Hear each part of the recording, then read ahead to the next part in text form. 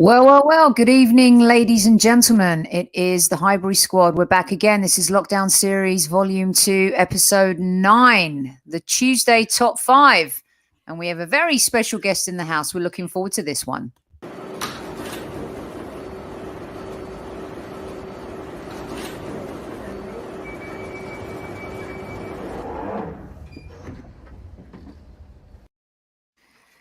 Indeed, welcome back. We're going off an Arsenal win, another one. Joining me once again is my brother from another mother, Mr. Super Kevin Campbell. Oh, how are you, Soph? It's the only way to start the show. I'm good, mate. How are you? I'm fine, thank you. I'm fine, thanks. Awesome. And joining us this evening, boys and girls, is one of our good friends and one of our favorites. If you haven't heard the Chronicles of a Gooner podcast, you are missing out. Here is the one and only Mr. Harry Symeou. Wow, what an intro. Thank you. Oh! Thank you, guys. Pleasure to be here.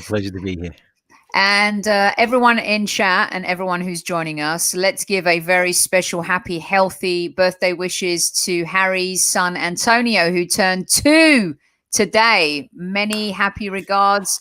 Happy health to your son and your family. And we hope that you guys have had a lovely day together. Thank you. The terrible twos, I think, started kicking in a few months ago. So God help us now. This is where it all goes downhill, Harry, where he starts becoming the boss. Yeah. He starts becoming a bit George Graham. You know what I mean? Dictator. Casey could tell you a little bit about that. More than a little. All right, so everyone, welcome.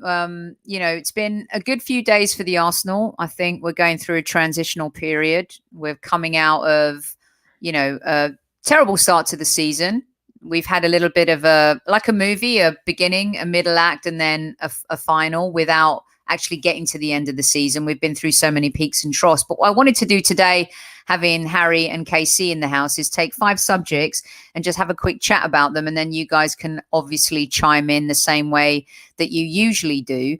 And there was one question I came up with, KC, but I had to delete that because it's part of your Kevin Says segment tomorrow. So we're saving that one. It's stepping on my toes, Sophie. I won't never step on your toes, KC. Never. If I stepped on KC's toes, I'd be in a lot of trouble. All right. So I wanted to start here with you both, and I'll kick it off with Harry first.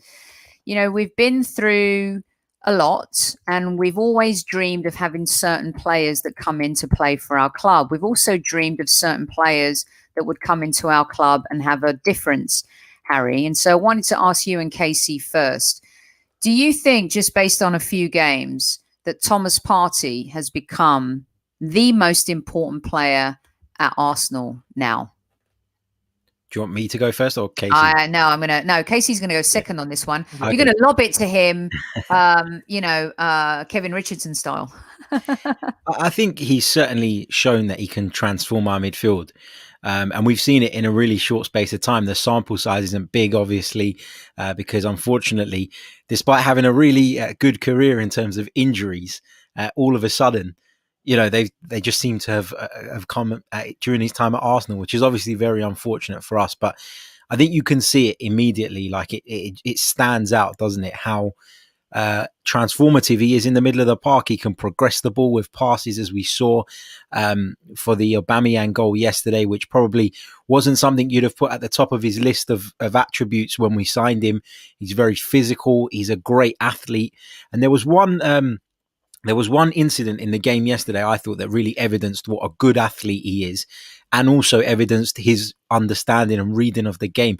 If you remember in the first half, Granit Xhaka got himself in a bit of a pickle where the ball bounced up and he tried to kind of header it and he missed it.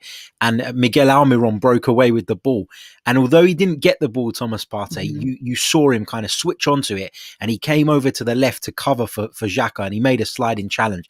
Unfortunate that he didn't get the ball, but you could just see that Thomas Partey, when Granit Xhaka's on the ball or whoever his partner may be, he's alert to what is going on around that area, and he knows where the dangerous spaces are, and he knows to go and put those fires out. And I think that's something that you probably learn from spending a lot of time with Diego Simeone as well, who would have put a lot of emphasis into that. So I think Thomas Partey is one of Arsenal's two, I would say, world-class players. So for that reason, then you have to say that he's one of the most important, and hopefully he can stay fit and continue to really solidify our midfield.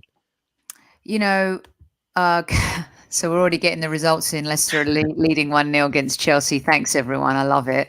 KC, you've always said that this is the one signing, this position, this midfield that we've never really addressed.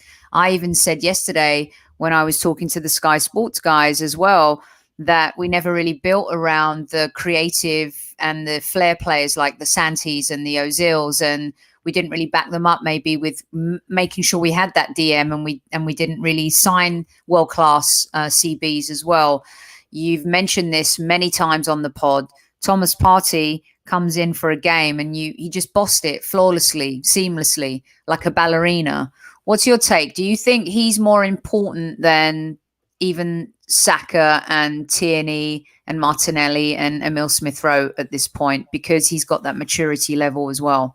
Yeah, I do. I think the engine room of any team is the key to a successful team. Now, we've seen it operate without him, and we've been all over the place, haven't we? Let's be honest. There's times where we play okay. There's times where we're crap. But we don't seem to be able to really get a grip of games. You know, his first game back in, he comes in and he just starts stroking the ball around. He's so comfortable on the ball. He makes it look effortless. He's such a smart player as well. Mm-hmm. A lot of people probably wouldn't know his distribution is very good. And that pass to Aubameyang for the first goal was brilliant. Probably, obviously, Mikel Arteta said to him, open it up a bit at halftime. Get the ball forward a bit quicker, and look what he done. He did. Got it to Aubameyang, and Aubameyang looked like the old Aubameyang, 1v1, took his man on and finished it superbly. But Harry's right. He does smell danger. He recognizes danger. And from the middle of the park, he didn't get to Almiron, but he held Almiron up enough that the defense could get around. These are very important traits. Obviously, he's there now. We're seeing him. We know he can do the business. But what are we doing? We're thinking of who can partner this guy. Because at the end of the day, if you can complement him with a good partner, now you've got a midfield and an engine room that can compete, really compete. Before I go off to the next point, who can that partner be, you guys? What is the prototype of the partner to match someone like Thomas Partey, so we're able to have perhaps that same prowess Liverpool do in midfield or Manchester City? We've even seen Man United elevate themselves a little bit in that midfield position with mixing things up. What's the type of player or the DNA of that player, Harry, that you think would suit a Thomas Partey to kind of give Arsenal that bite in midfield that they haven't had in a long time? It's difficult. You know, I think for me, I actually think that him and Granit Xhaka could form a very good partnership. And I'll give you the reasons why, because there'll be people that say, no way, Granit Xhaka's definitely not good enough. I'm one of them, Harry. Yeah, I thought you would be. And that's why I want to give my reasons. I mean, for me, what Granit Xhaka does do quite well is he's positionally disciplined, in the sense of, you know, most of the time he's in the area that he should be in from a defensive standpoint. And I think that with Thomas Partey, who is not a defensive midfielder, he's a box-to-box player. You know, yes, he's very good defensively, but he does like to progress up the pitch as well. I think with someone like Granit Xhaka, you kind of always know that he's going to be there. You kind of always know that he's going to sit in that position. And that's why, Mikel Arteta stuck with him so much, because he sees him as someone he can trust. He tucks into the defense sometimes. You saw that earlier in the season when we were trying to play this back 4/back 3 at times. I think, look, there are obviously better players in world football out there than Granit Xhaka. But if you're talking about in terms of what Arsenal have right now, I think that's probably the most balanced pairing. And I think that Granit Xhaka has been really impressive, actually, since he came back from his suspension. Since that Chelsea game, it's probably the best 4 or 5 games he's had consecutively for Arsenal. So, you know, I'm not denying that there are better players out there in the world, but I think we've got to look at what we've got. And I think when you look at the other potential candidates, who would be Danny Ceballos, who for me blows hot and cold, clearly doesn't really want to be at Arsenal. You know, he's made it clear that his intentions always have been to go back to Real Madrid, which is fair enough. But, you know, you need to be building something here. So he is someone that will come in and out. Mohamed El Neni, for me, just isn't good enough. You know, I don't think Joe Willock can play in that deeper role. And you've got to acknowledge as well that the fact that Xhaka and Partey are so defensively disciplined when they need to be, that's why you're seeing Emile Smith-Rowe being allowed to go out on the left-hand side like he did for the second goal without having to worry about any defensive responsibility. That's why you've seen him pop up on the right like he did in the game against Newcastle in the Cup and combine with Saka and Lacazette, because whoever that number 10 is, knowing that he's got that solid base of two players who will more often than not be in the right place at the right time defensively, I think that gives Arsenal a lot more freedom for those four attacking players. And, you know, you take Ole Gunnar Solskjaer's Man United, prime example, right? I don't think Ole Gunnar Solskjaer is an amazing coach. But what he's done is he's just accepted, I can't shoehorn all these players into my team. I have to play McTominay and Fred. They're not the most talented players, but those two, because they're defensively solid enough and disciplined enough, they give the likes of Bruno Fernandes, Pogba, Martial, Rashford, the license to go and do whatever they want. And defensively, they have very little responsibility as a result of that. So I think that it's about the balance. As I said, there are better players than Granit Xhaka, but based on what we currently have, you know, I think that's the best partnership. KC, I agree with Harry in that based on what we currently have, and you know I've been a huge defender of Xhaka, so anyone who's calling out Harry in chat right now about defending Xhaka, I've done the same thing, because when you talk about to it, Sophie. I know, when you talk about the talent that we have, he is the better option. However, I agree also with Pablo and what he's saying. If we want to progress and be a top four side again, we need an upgrade, because he lacks the mobility. It's the speed that has been the issue. But Partey helps with that, and we saw him help with that. KC, we've seen what he can offer. He's good what we have for now, and he's plugged in the holes. But moving forward for Arsenal Football Club, if we want to challenge for the Premier League again, we need a refreshing partner for Thomas Partey. Would you agree? Yeah, look, if we need an upgrade, Granit Xhaka, with Granit Xhaka, this is what I would ask you two. With Granit Xhaka, would Arsenal win the Premier League?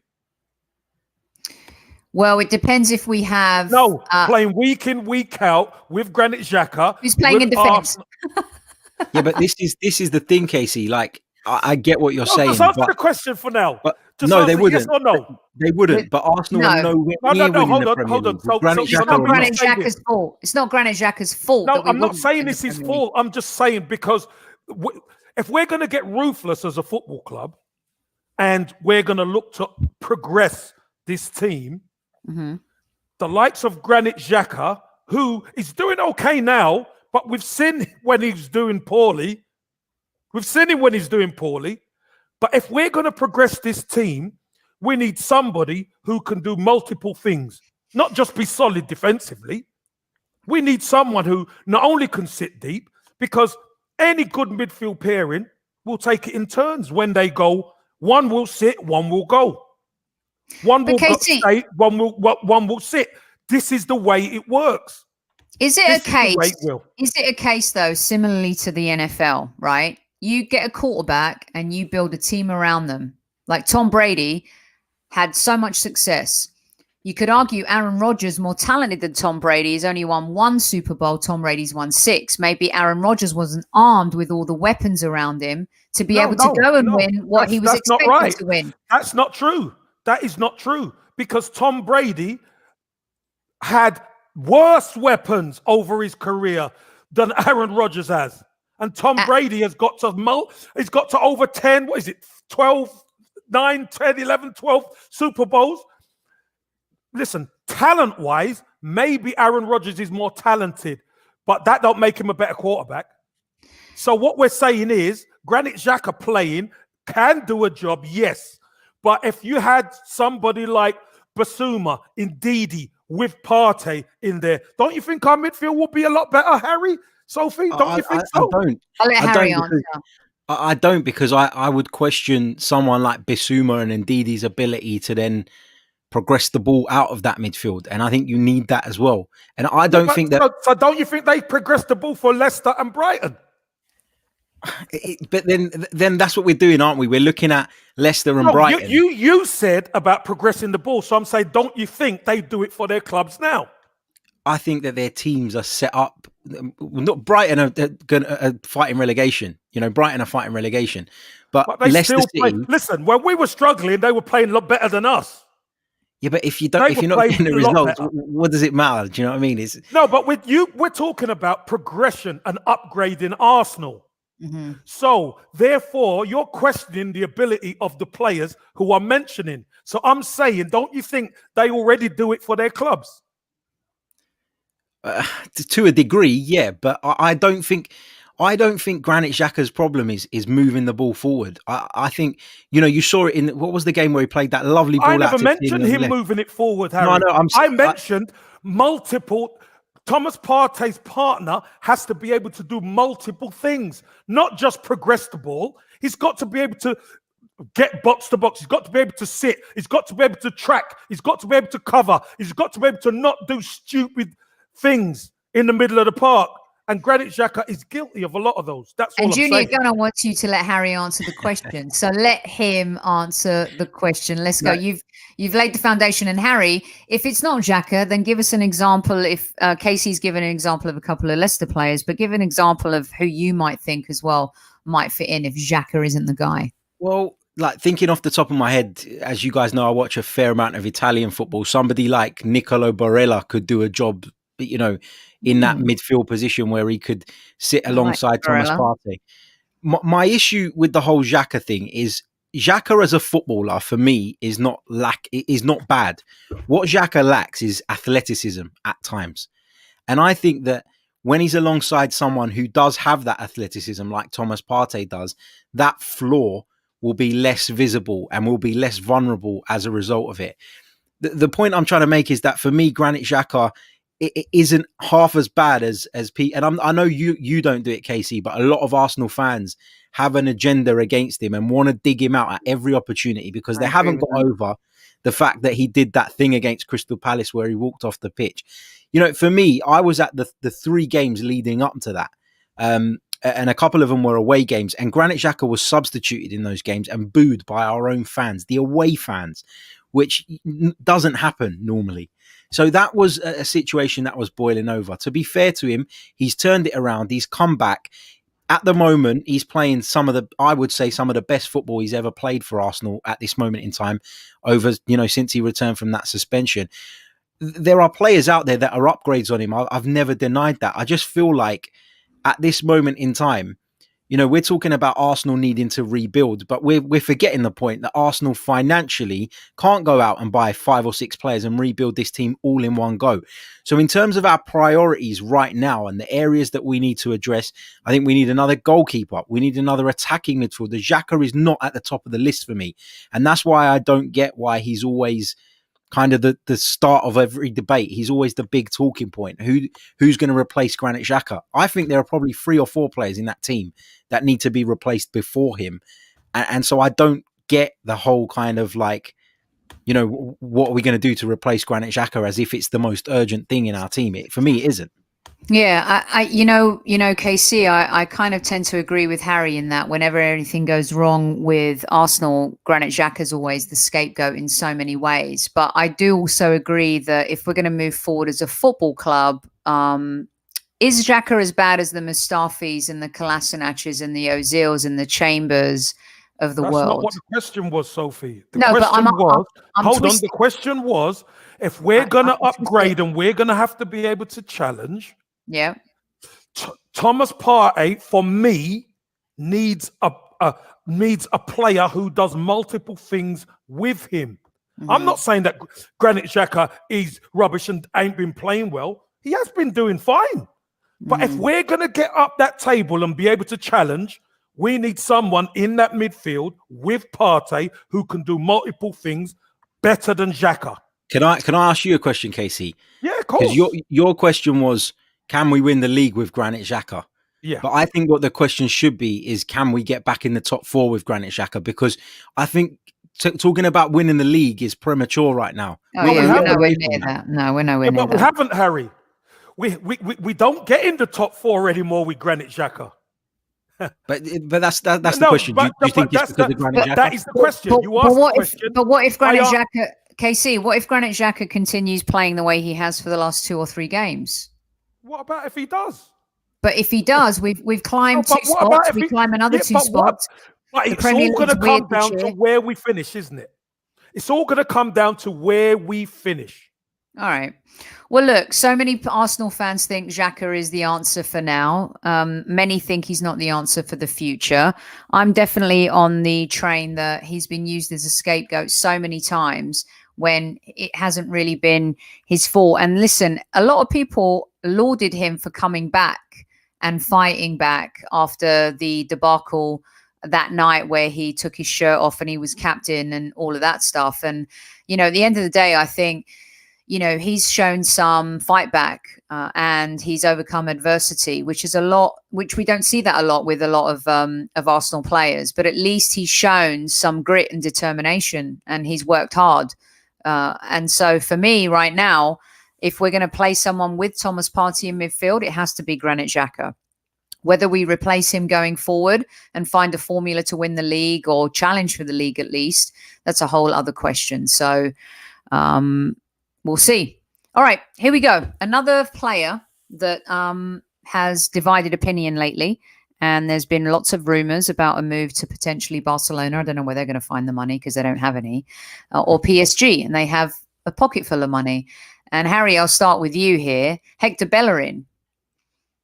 Would you sell him if the opportunity came along for around 25 million?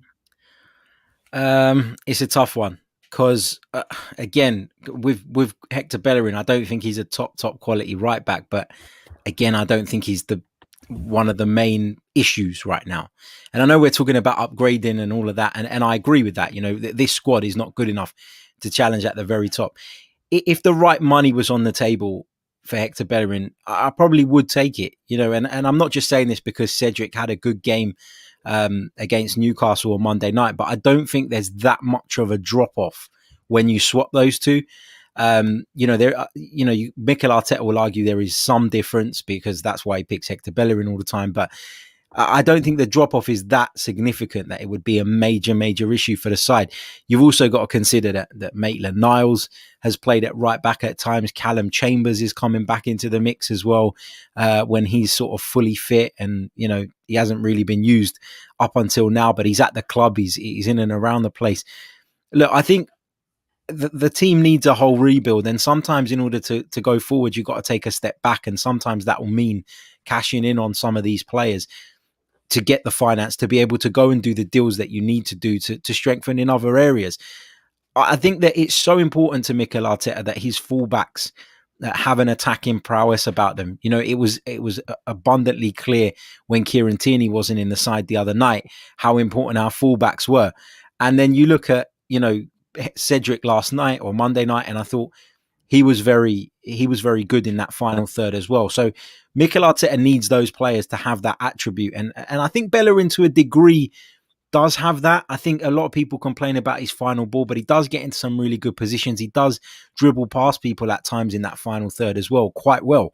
So if the right money was on the table, I would probably look for more like £30 million. But if we got that and Mikel Arteta thought that he could bring in someone else, maybe in another area, or someone cheaper who could do a similar job and stack up some cash for someone else, then I'd consider it. Yeah.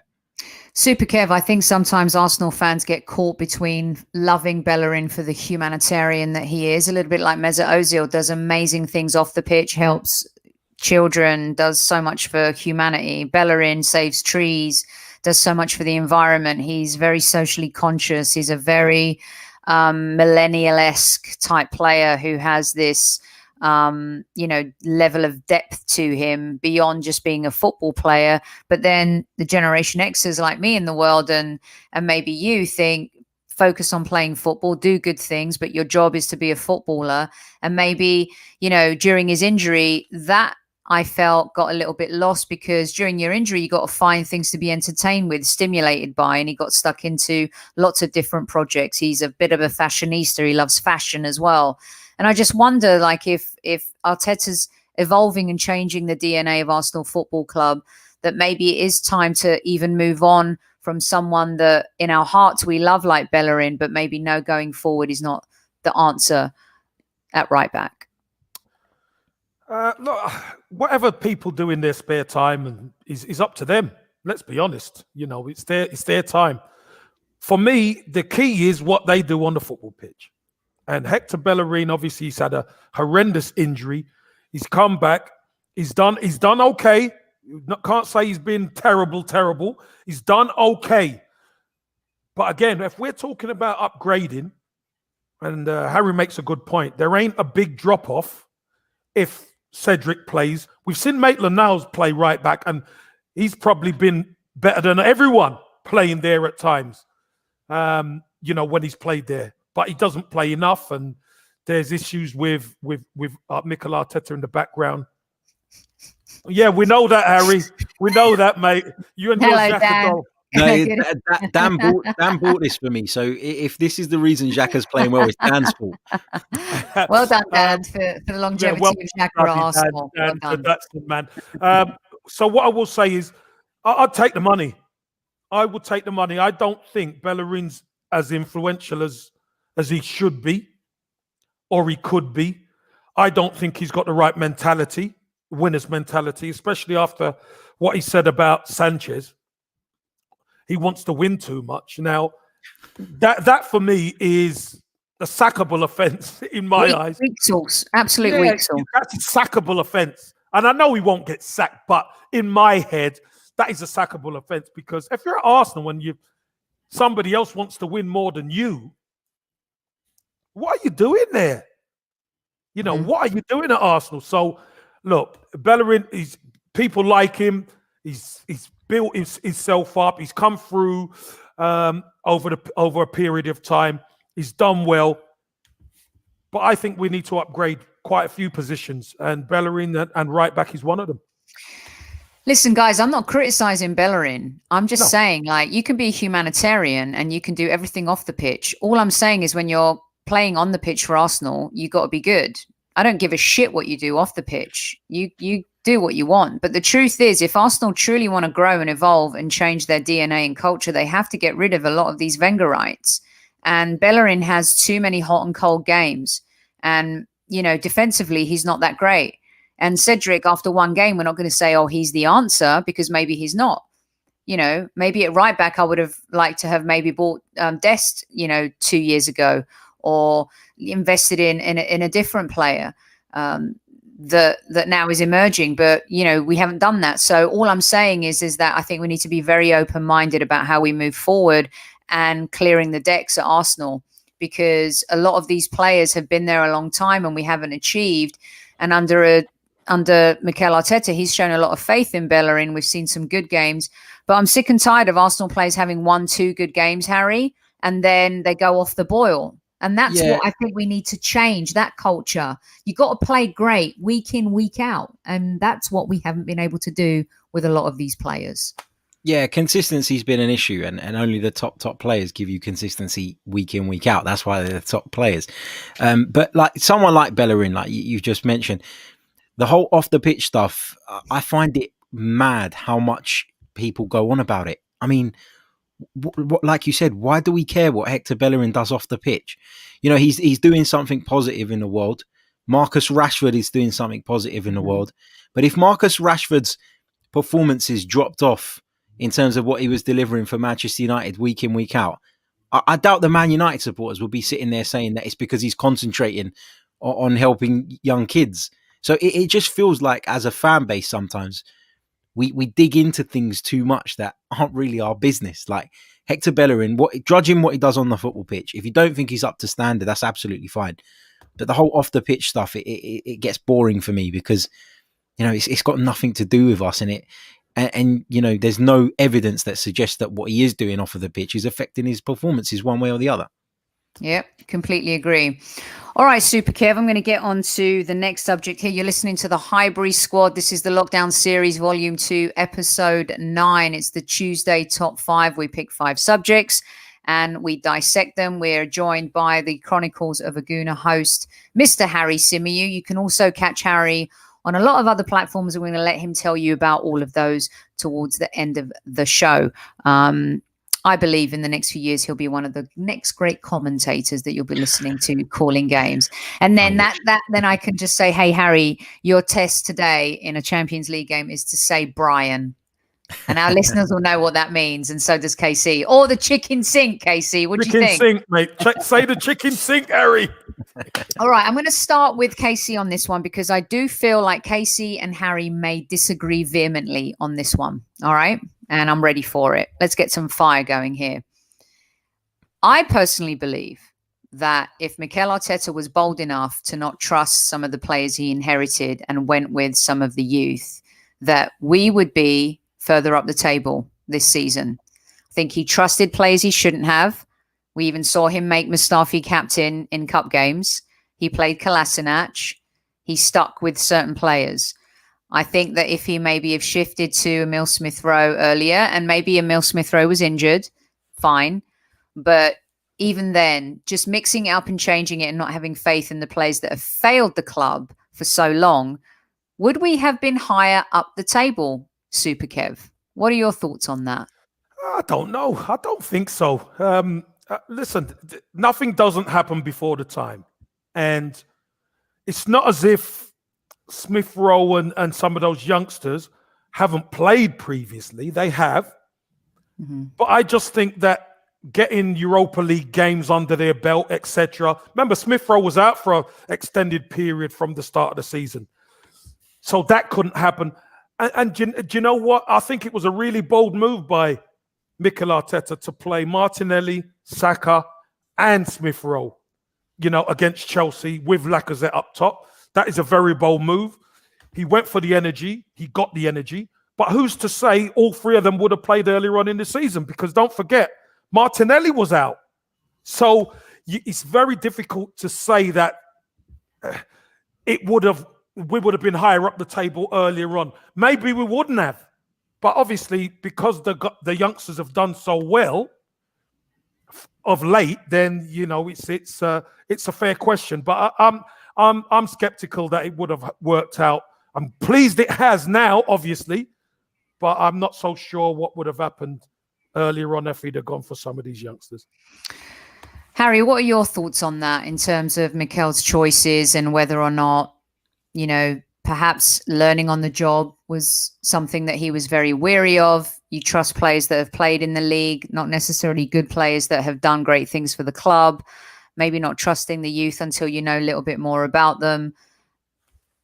Did he make mistakes? Could we be maybe 7th or 8th right now, as opposed to in the position that we're in? I'm not saying that we'd be top 4 by any stretch of the imagination, but would we be maybe 6 or 7 points clearer than we are now? I think we probably should be. Yeah. I think that Mikel Arteta has made mistakes. By the way, I'm a supporter of Mikel Arteta. I really like him. I want him to do well. So I just want to put that out there before it seems like I'm kind of suggesting that I'm not behind him. I am behind him, but I don't think you can get away from the fact that he's made a number of mistakes. I think naturally, as a manager, you will, particularly when you're inexperienced, you will trust in those experienced players, as you mentioned, first. They will be your first port of call.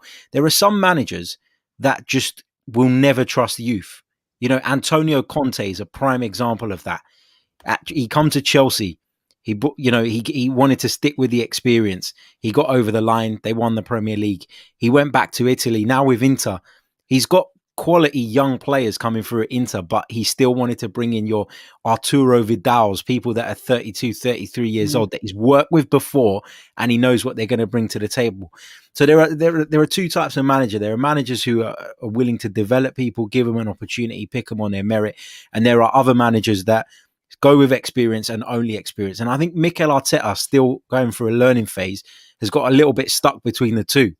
I think he initially wanted to go with experience, and I think he was probably forced into going with the youth because it just simply wasn't working. I think the whole number 10 issue, we were talking about it on the show earlier today. Is it that Emile Smith-Rowe is that good? And I'm not saying that he's not good, because I think he's a really talented young player. But how much of it is down to his raw talent, and how much of it is down to the fact that we just have a player of that profile in the side now? And I think that's what you've got to consider. When you're talking about number 10s, we've had a number 10 at the club who is gone now, but was at the club and could have done some of the things that Emile Smith-Rowe does. The one-touch passing, the breaking between the lines, the pulling up on the left, on the right. Mesut does those things. Doesn't give you the defensive work. I completely agree with that. But in terms of what he can do on the ball, he's got as much ability. In fact, he's got more ability than Emile Smith-Rowe at this point in his career.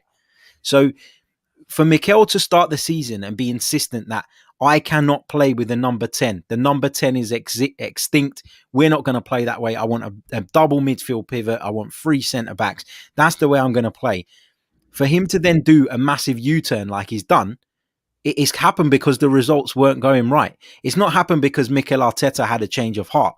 It's because he's needed to do it, and it's come off now, which is great. But, and it's not a criticism of Arteta. He's learning still. He's developing. We had to accept the day that we appointed Mikel Arteta that he was going to make mistakes along the way. He's learning. We've all been there. New job. You think you go into it knowing everything, but you never know everything. You could be managing till you're 80 years old and you'll never know everything. So there are going to be learning curves for Mikel Arteta. I think his man management of certain players and certain situations at times has been wrong. I don't think he's handled some of it perfectly, but there are signs that he's learning. And for me, that's the most important thing. The big question is, as a club like Arsenal, can you afford for someone to be learning so much at your club? Yeah. That's kind of the point. No, it's a great point. And a lot of our listeners have said that, Casey, and you keep saying as well, like he's a manager learning on the job. Well, learning on the job, might get me fired in my job because I've got to get results and I've got to get them pretty quickly. And I think that we're living in a day and age, maybe with COVID, where there's a little bit more of an understanding and more patience, but also Arsenal, a lot like what they gave patience with Arsenal fans. You're joking. No, the club. I'm talking about patience with the club, because Pochettino was given the manager job at Tottenham knowing it was a project. Levy was going to give him this time to build. And I think Arsenal are doing the same with Arteta. It's a rebuild. It's a project. It's an identification of new DNA, new culture, new players. It's not going to happen in a year. He's been in the job for 1 year and 1 month. He hasn't had a full season yet. He's already won the FA Cup, but he's made some major mistakes in the Premier League, choosing some of these institutionalized, apathetic, careless, childish, cliquey players, which I think has cost us a position in the Premier League right now. And we should be at least 3 or 4 positions higher up, because he didn't believe in youth. And Harry said it right. Some managers believe in it and some don't. Mourinho hasn't. Emery believed more in youth than Arteta, but maybe he's being humbled right now and he's learned his lesson. Well, look, the bottom line is this. Whether it's by choice or by design, the manager still has to pick the team.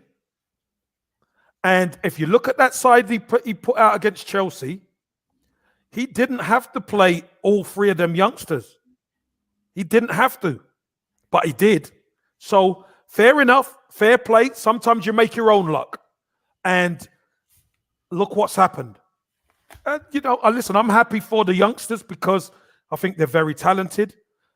I don't like the fact, and I will say it again, I don't like the fact that we're relying so much on these youngsters, because it actually shines a light on the experienced players not stepping up to the plate. And we need more from the experienced players. Was he forced to make these changes? I've said this to you before. Did he just stumble upon this stuff out of Sophie, circumstance? Sophie, what I will say is this. You might call it forced, but at the end of the day, he didn't need to pick. He had Aubameyang on the bench. He didn't need to pick the 3 of them at the time. No, So it was hold on. It was a decision that he made. That was it. It's a decision that he made, and it worked out for him. Because if it never worked out, we would have been in shit street, really, wouldn't we? Harry? I was going to say it's a decision he had to make because his team weren't scoring goals. You know, if you go back to before that Chelsea game, right? We'd been to Manchester City. We played Manchester City in the Carabao Cup. We got hammered. We went to Everton. We lost. Before that, we drew at home to Southampton. We lost to Burnley at home before that. We lost to Spurs before that. We lost to Wolves before that. Aston Villa. So he was in a position where his team weren't creating chances. And he gave it so long before going, yeah, you know what? These guys ain't doing it. I'm going to make the decision now to pick the kids. He did make the decision. You're right in that sense. But Harry, that was off the back of a really shit run and a desperate move. Harry, he didn't need to pick the three of them. He had Aubameyang on the bench. He could have easily put Aubameyang in the team. That would have been the easy decision, wouldn't it? So that's why I'm saying he made the decision to play the youngsters, and it worked out for him because he didn't have to do that. Was he forced? Maybe his hand was forced a bit, but he didn't need to play all three of them. So sometimes you make your own luck. All right. Well, listen, KC, I think he made mistakes early on this season. I think he... Show me a manager who don't make mistakes. Well, I think that when you... Here's my beef with it. When I go into a new job and I inherit a team, I assess the team, and I know in my mind within a couple weeks who's a player and who isn't. These Not are just the same though, Sophie. No, wait. It's not the same. It's not the same. Hold on 1 second. It's the same in the sense of how you manage people and how you assess their talent. Whether you are a football manager or you are a vice president at a film company, okay? And you come into it and you know, and your supervisor is going to say to you, hey, listen, who's worth keeping and who isn't? And I've been ruthless. I've said, you know what? I love this person, but they got to go. Because you know why? If I don't succeed, I've been brought in to do a job. I've got to get results. I've been brought in to be paid to get results. And I'm not going to surround myself by people that are going to fail me. And I think what Mikel Arteta did by playing Mustafi, giving him the captaincy in a cup game, playing Kolasinac, doing all those things, keeping faith with some of these players, I think that it cost us in the beginning. Because if you come in, right, wouldn't it have been cool if Mikel Arteta had come in as a breath of fresh air and said, you know what, clean slate? No, just because you've been at the club for so long, it doesn't mean you're going to start and you're going to play. Because what's the difference losing to any of these teams if you're starting younger players versus Kolasinac or Mustafi or some of these others, Casey? What's the difference? Sophie, so what you're saying to me is this. Mikel Arteta comes in, says, breath of fresh air. We lose 4 games on the spin. What do you reckon? What do you reckon the fan base will be saying? Look what the fan base were like after he's won an FA Cup, and we start. But we're a cup team. It's very different than the Premier League. Hold on. After we hit a difficult patch, all of a sudden it's Arteta out. He doesn't know what he's doing. He's lost the dressing room. He's this. He's that. He's that. He's that. No, Sophie, it doesn't work like that. And I understand corporate in films is different to corporate in and managing a football team, because the football team, you have to look at your experienced players because they are the ones who are going to carry that dressing room forward. That's it. Do you not think though? Do you not think that as a manager, part of your job is to, when you've got a team and you can't shift, you can't just walk in and go, bang, bang, bang, 1, 2, 3, 4, 5, you're gone tomorrow and I've got replacements the next day. Do you not think part of your job as a manager is, whilst you are trying to get to that point where you have the ideal team that you want, you have to get the maximum out of those you do have? And I don't think he's always done that. I think that there were games this season where there were certain players he overlooked. I'm not even going to go into names because we're not going to go down that route, but there were players that he overlooked that he was just trying to make a point, and that point to a degree blew up in his face. Mm-hmm. If you're talking about people like Why wasn't Socrates in the squad, for example? What has he done that's worse than Mustafi during his Arsenal career? Nothing. He was a very popular figure in the side, very close with Pierre-Emerick Aubameyang from their days at Dortmund, very close with a number of the other former German-based players, and he's kicked him to the curb, pushed him out to the side. He did the same with Ozil. Okay, we know that there are other issues there, maybe. So that one I'll give Mikel the benefit of the doubt for. But as a manager, you can only work with what you've got, right? And when your team are going out on the pitch week in, week out, which they were doing for a very long period of time and struggling to create chances, and you're overlooking players that have proven throughout their career that they can actually do that job, then it becomes... People like who? Like Mesut Ozil's proven that he can create chances. Oh, Harry. No, Harry, please. He has. Harry, please. Harry, please. Don't forget, Harry. Don't forget. Mikel Arteta played Mesut Ozil. Yeah, so exactly. So what are you talking about? So what you're saying has no credence. So are you going to say, Kevin? Are you going to say that Mesut Ozil today is not a more capable number 10 than Joe Willock, who was in the squad? Are we going to compare the two? Mesut Ozil has more talent than most of them. Right. Another one. Hold on. Pablo Mari was always going to be injured until December. Always going to be injured. We knew it from the start of the season. He wasn't going to be available till December. Callum Chambers wasn't going to be available till December. Why were those two in the squad registered to play in the Premier League and Socrates wasn't? Well, that's two spaces in the squad that Arsenal wasted because Mikel Arteta was making a point. Harry, no, but what you're doing, if a manager comes in and he doesn't fancy a player, he doesn't fancy him. It's that simple. That's a decision a manager has to make. Pep Guardiola went in at Manchester City, didn't fancy Joe Hart, pushed Joe Hart out. What can you say? The example if a manager don't fancy a player, he doesn't fancy him. Yeah, but the example that I use quite often, and you think about this, think back to Alex Ferguson, right? How many rucks did he have with Roy Keane? How many rucks did he have?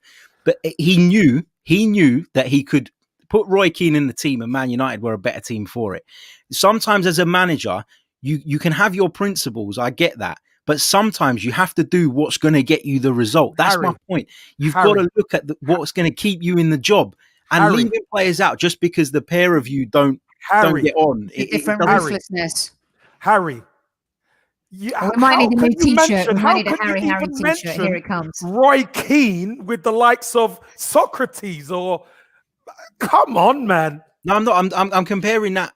What I'm saying, the point I'm trying to make is, as a manager, you may not see eye to eye with every single player, but part of your job is to recognize that player can improve your side. I'm not even talking about Socrates. So who are you talking about then? I'm talking about all of them as a collective. I'm talking about registering two centre-backs in your team that have medically zero chance of being available until you're allowed to re-register your squad. Picking them over two players who could do something. You got to think about the impact that has in the dressing room as well, Kev. When you were at Arsenal, if George Graham came and said, Harry, I've been there, I've seen it. That's what I'm saying. Whatever you say, I've been there, and it's part of professional life. Get over it. But here's the scoop here, KC, is Arteta has cut his nose off to spite his face. And I talked to you about ego. And he's a young guy. He's not even 40 years old yet. Guys have egos, okay? And he's treated certain players differently. These are facts. We can't hide this. This is true. Who was he treated differently, so? Ostracized. Listen, I think Ozil was done. Who was he treated differently? Ozil, Guendouzi, two players. He's definitely treated differently. Willian is definitely treated differently. And Xhaka.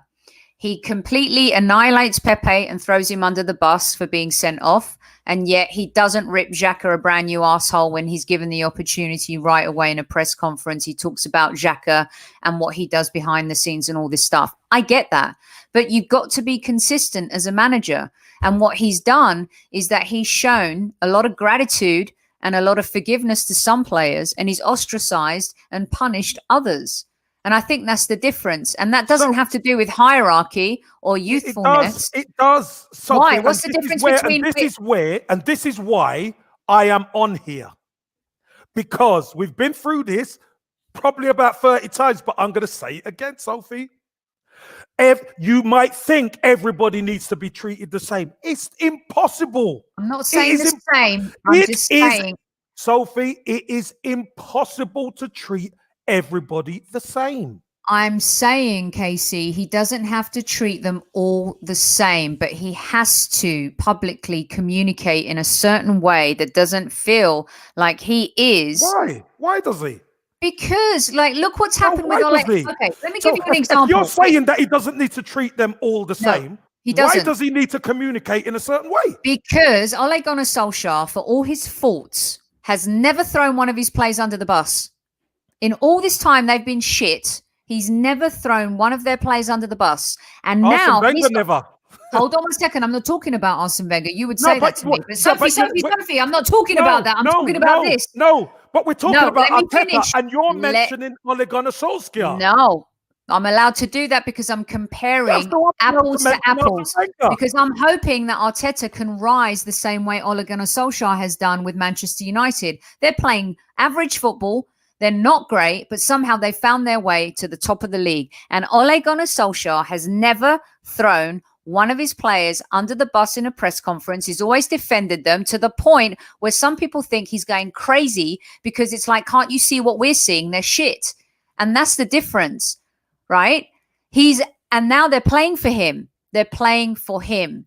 And I think Arteta went through a period, hence my question, in that could we have been higher up the table had he personally managed things differently, chosen a little bit differently? And you told me earlier on this season he's going to learn on the job. Well, this has been a huge learning curve for him because at some point as a manager, you have to have an ego to win, but you also have to park your ego. A little bit like what Harry said is play certain players because it's the right thing to do versus what you think in your mind isn't the right thing to do based on what you think about that player personally or professionally. Use people until you're able to make those changes. And I think that's where Arteta failed at the beginning of the season. And I think if he was a little bit smarter with some of his choices, I think we could be 6 or 7 or 8 points better off than we are now. But that's the conversation.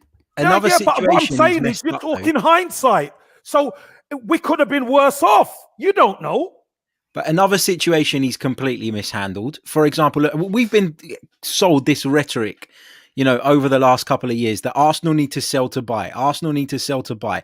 Arsenal don't have the finances unless they move players on. If he was not going to give Ainsley Maitland-Niles a look in at this football club, why did he not sell him to Wolves in the summer when the offer was on the table? Why did he? That's another situation that he's completely mismanaged. He has completely mismanaged that situation. He should have what they should have done was allowed Ainsley Maitland-Niles to go. Okay, got their 15-20 million pound in, done some alternative business with it, like buying us a decent backup goalkeeper to burn Leno for starters. And then kept Sead Kolasinac there. You've let Sead Kolasinac now go out on loan. You've killed Ainsley Maitland-Niles' confidence to the point where he came in at left back in a position that he's played a real number of times for Arsenal and looked completely clueless because his confidence has been shot. So if that's the situation and you've got to be ruthless and you've got to do things to raise money, then make that call, make it at the time, get the value in, and deal with it that way. That's another example of a situation he's mismanaged. Nicolas Pepe, I think, mismanaged. Give him 5-6 games in the Premier League in the team consistently and see what you get. The question I always say about been mismanaged to a degree, yeah. Are you winding me up, Harry? No, because I think Nicolas Pepe is one of those players that you need to put your arm around. And as a manager, how do you know he hasn't? As a manager, you've got to identify what a player's needs are so that you can get the most out of them. I honestly put my hand on my heart and believe that had Arsene Wenger been in charge, I'm not saying we'd be better off as a team before everyone starts. I think Nicolas Pepe's settling in period at Arsenal would have been easier because he would have got the care and attention and the love that he needs to feel good about himself and to perform, because we saw it with so many examples. Harry, we're in this problem because of that. Remember, we're not in this problem because of Arsene Wenger, because he's gone and we're worse. Harry, How many years has it been a since lot of the Wenger's been gone? culture, Just a asking lot for of a the friend. culture, a lot of the problems at Arsenal Football Club right now are because the culture went out the window under Wenger. Let's talk straight. Let's talk honest. The back end of Arsene Wenger's tenure was totally different to the front half. Yeah, Is, but Casey, is that true or is that a lie? no, it's true. But Arsene Wenger No, hold was. on. Let me finish. Just let me finish a minute. So, once the culture changed and we moved to the Emirates, the culture changed. The mentality of the team changed. And now the chickens have come home to roost. Now we've had Arsene Wenger gone. Emery comes in. Emery does a decent job. He drops Mesut Ozil, doesn't he? He drops him. He gets the sack. Obviously, Freddie comes in, holds the torch a little bit, and then Mikel Arteta comes in. The culture needs to change back to being winners. So all this flaky stuff about, oh, you have to be nice to this one and you can't say that, but it's all bullshit. The culture at the football club has to be one mentality, and it has to be winners. And if that's what we don't have a team of winners, and that's what we got to get. If we want to challenge at the top, that's what we have to have. Yeah, but KC, the modern game is also a little bit different. Modern players are a little bit more mollycoddled. They do want their arms around them. They're different mental beasts to manage. You know, we've seen that, and some managers don't have patience for that. We've seen that. That's why Mourinho likes to pick senior players. Sophie, you know that. Yes, Sophie, yes. You show me a team that are winners with mollycoddle players. A team. But there will be some mollycoddle. No, show me. You tell me now. Okay. Tell me now. You know what? You know what's happening at Liverpool right now? Salah is showing his true colours. No, Sophie, Sophie, let me All finish. right, I'll give you an example, Kev. I'll give you an example with a mollycoddle player. No. I said, give me the winners, the team of winners that have mollycoddle players. Manchester City had a player that threw his toys out of the pram because he didn't get a birthday cake at the training ground. Didn't get to But blow they're it. winners. Yeah, he's a winner, but he can still be a sensitive winner. That's the point. But the fact of the matter is, Harry, you mention a player, but that about a birthday cake. When they crossed the white line, was they not winners? Ozil was mollycoddled. No, but when they're not, I'm talking about He was winners. enabled by Wenger. He was a winner. He won 3 FA Cups. I'm talking about winners. He won the World Cup. Ozil won with Real Madrid. He's a winner. You can't deny that. That's Real Madrid. We're talking about Arsenal here.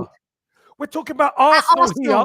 He didn't have to turn up to training when he didn't want to, Casey. Listen, Mesut Ozil wasn't mollycoddled at Real Madrid. Let me tell you that. Real Madrid were winners. I gave you an example. You asked me to give you an example. No, Harry, I said tell me a team. I just gave it to you. What team? I just said Mesut Ozil's mollycoddled at Arsenal, our own team. He's been mollycoddled. We weren't winners. But we're not winners. How can you deny he was a winner? That's the point. The whole team weren't winners. Agreed. No, hold on a minute. Oh, now the FA Cup doesn't count for you. All this time you've been telling me, Sophie, the FA Cup. Hold on a minute. You want to win in football. So you're the one who says FA Cup's not good enough. You want to compete in the league. This season it's not good enough. Sophie, yes, you did. Yes, I said the FA Cup is not good enough. This season. I said Sophie, this season you said you would rather. enough.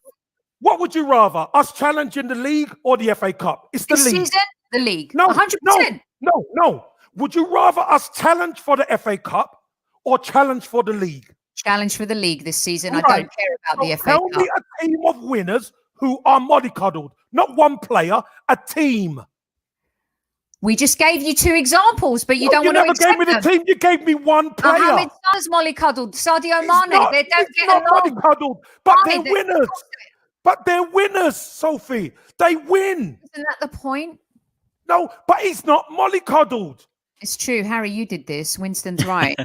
Sorry, guys. I won't come on again. But he's not mollycoddled, Sophie. He's not mollycoddled. Liverpool are you serious? Are a hard-working, you know how many modern day Liverpool players are a hard-working, tough team. Oh, Paul you're not Pogba. talking about. Let's hug You're Paul not. Pogba. Let's You're stroke not him talking back. about. You will not get a squad of 25 players with the same personality. It's impossible. You know, No, you can I'm all have talking a about common winners, goal, Harry. which is Harry, a common goal. Harry.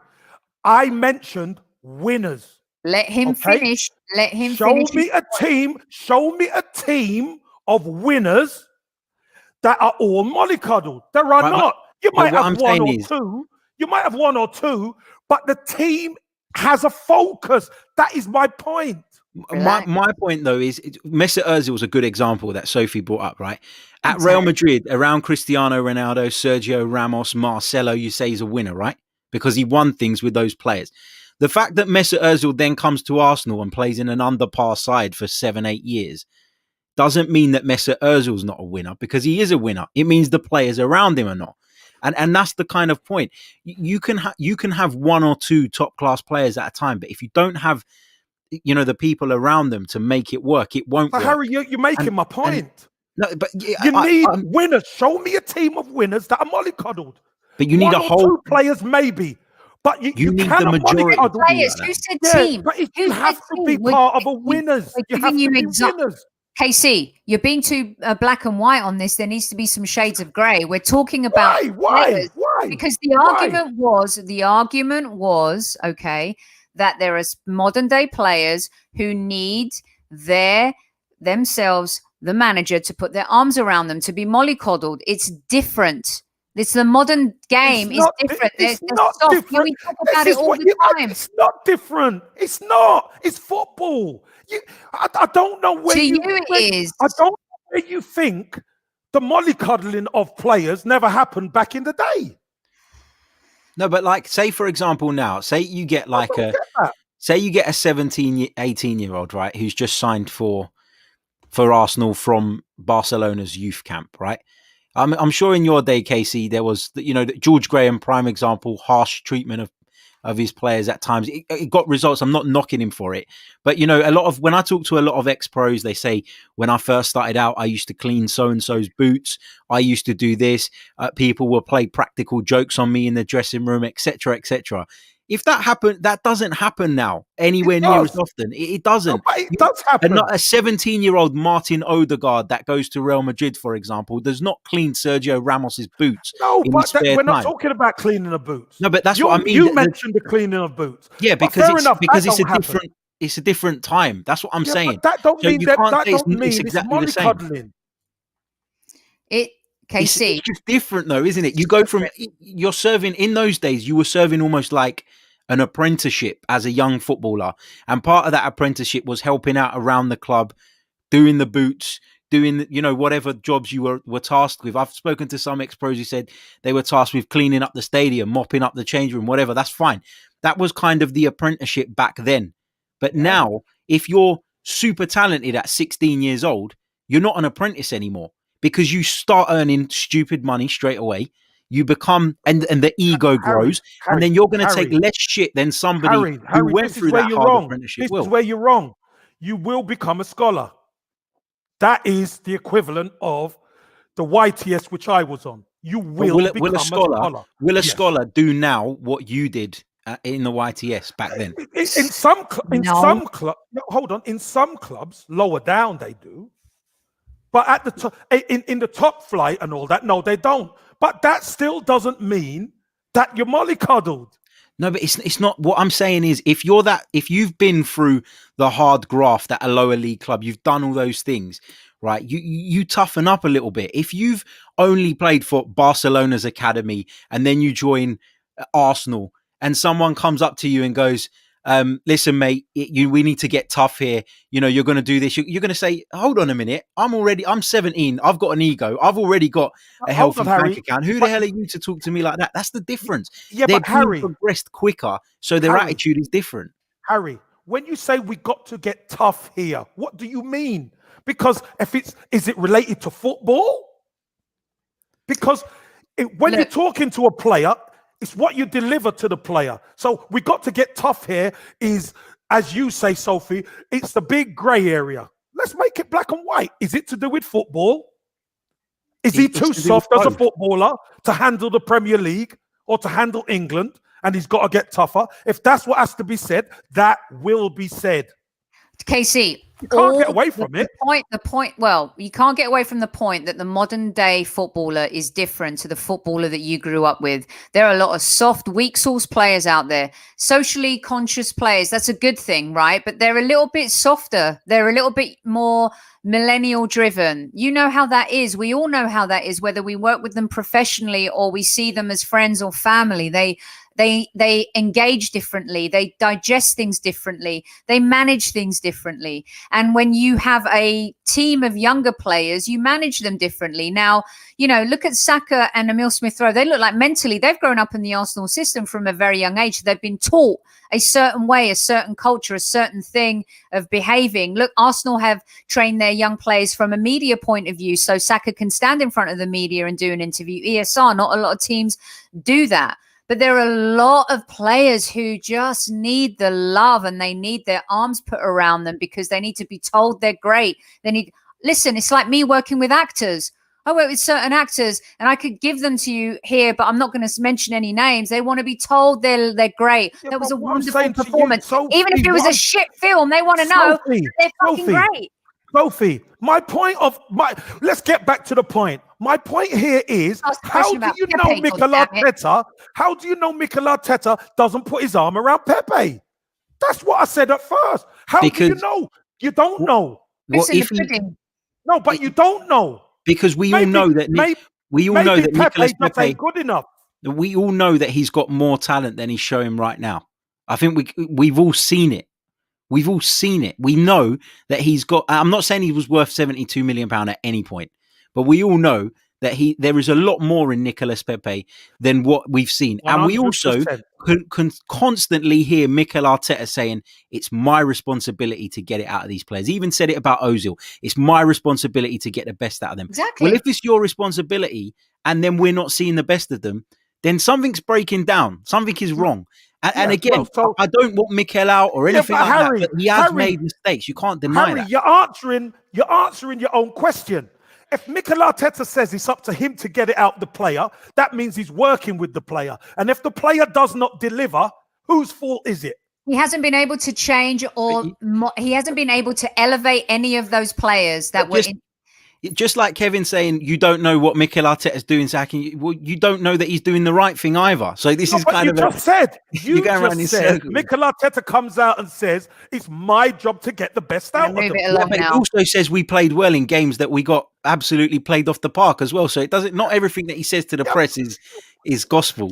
Yeah. Well, sometimes you have to work the press. Yeah, agree. Right? Agree. Sometimes you have to work the press, but move on, Sophie, because we're done with this. Listen, that was only the third one. We're going to bust through these two. We're going to give you 30 seconds, okay? What's the score, by the way? We're on Sophie time already. We're on Sophie time already. We're an hour and 7 minutes in. The show was supposed to be 59 minutes. But the Arteta question brings up a great point because we're very divided about what did he do that was wrong at the beginning. And that was the question, you guys, just in case you lost sight of what the question was. Definitely it was, you know, could we have been higher up the table if Arteta had made different decisions? And I personally, and Harry does think yes, and KC thinks vehemently no. And I think you realise that over the last 20 minutes. That's hindsight, Sophie. That's hindsight. So it's easy to say yes, but you don't know. Yeah. All right. Well, look, I'm going to get you out on this one then. Okay, you guys, real quick. Let's see. I've lost my list right now. So let me just find my list. I did have a fun question to end it on. So I'm going to do this. I'm not even going to ask you the next one. I'm just going to park it because it was like, what would you do with Willian and Pepe next? But I fear what might happen if we get into that. We could be here for another hour. So I'm just going to ask. I think Dan needs to send Harry a couple of more dolls, I think. They're amazing. Working. The voodoo's working. Amazing. Oh, man. Amazing. Love it. Love it. Let me get you out on this. How many quality players do we have right now that could get into any of the top 6 teams? Who do we have in our team? Because I think when you look at quality, a lot of the times you say to yourself, could they play for United, Chelsea, Tottenham, Manchester City, Liverpool? I mean, we're even looking right now as what Arsenal players would get into the Leicester team.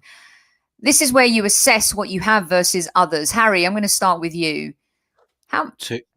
How many? 3. Who are they? Pierre-Emerick Aubameyang, because I know he's been through a hard time, but he's proven throughout his career he can score goals.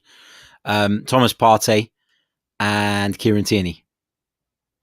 I would have said Bernd Leno as well, maybe, but I feel like Alisson and Ederson, they're just a level above slightly. It's not a knock on Bernd Leno.